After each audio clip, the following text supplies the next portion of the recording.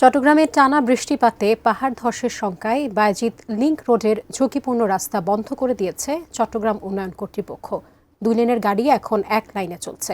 আরো জানাচ্ছেন সহকর্মী মনিউল ইসলাম পারভেজ। আজকে আমরা এখন যে জায়গাটিতে রয়েছি এটা হচ্ছে লিংক রোড, এবং এই লিংক রোডে যেহেতু আমরা দেখতে পাচ্ছি অলরেডি পাহাড় থেকে গুড়ি গুড়ি যে মাটি সেগুলো কিন্তু ধসে পড়ছে রাস্তায়, এবং এর সতর্কীকরণ হিসেবে সিডিএ থেকে এবং কর্পোরেশন থেকে আমরা দেখেছি এক সাইড, অর্থাৎ যে সাইডটি পাহাড়ের পাশে খাড়া করে কাটা হয়েছে সেই পাশটি কিন্তু বন্ধ করে দেওয়া হয়েছে, এই অন্য পাশটি খোলা রাখা হয়েছে। যেহেতু লিংক রোডটি এখন অনেক গুরুত্বপূর্ণ, শহর থেকে অনেক গাড়িগুলো এখান দিয়ে গিয়ে ঢাকা চট্টগ্রাম হাইওয়ে গিয়ে মিলিত হয়, যার কারণে এই রোডটি চালু রাখতে হচ্ছে বিধায় যে পাশে যে পাহাড় নাই সেই পাশটি খোলা রাখা হচ্ছে, বড় ধরনের কোনো জায়গায় দুর্ঘটনা না হয় সেজন্য সতর্কতামূলক হিসেবে এই পাহাড়টির পাশের যে রাস্তাটি সেটা কিন্তু বন্ধ রাখা হয়েছে।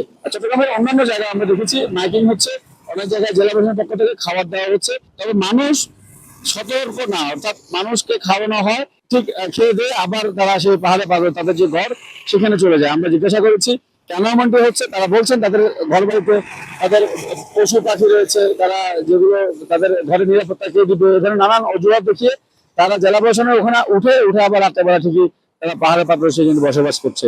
আর আরেকটা জিনিস বলে শেষ করবো, সেটি হচ্ছে পাহাড়ের পাদদেশে আমরা দেখেছি বিভিন্ন এনজিও তাদেরকে সকল সুবিধা, ল্যাট্রিন থেকে আরম্ভ করে পানি থেকে আরম্ভ করে সকল সুবিধা ওরা এটি তৈরি করে দিচ্ছে, যার কারণে পাহাড়ের পাদদেশ থেকে যারা নিম্ন শ্রেণীর মানুষ তারা কিন্তু কোনোভাবে সেখান থেকে সরে আসছে না।